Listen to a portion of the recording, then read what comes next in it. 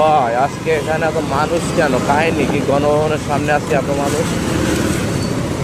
সেই ফ্যাসিস্ট শেখ হাসিনা যেখানে থাকতো, যেখানে থেকে ফ্যাসিস্ট কায়েম করেছিলেন, স্বৈরাচারের রাজত্ব বানিয়েছিলেন, সেইটাই হচ্ছে পার করতেছি। গণভবন আমার বাম পাশে, গণভবন ক্রস করে ফেললাম।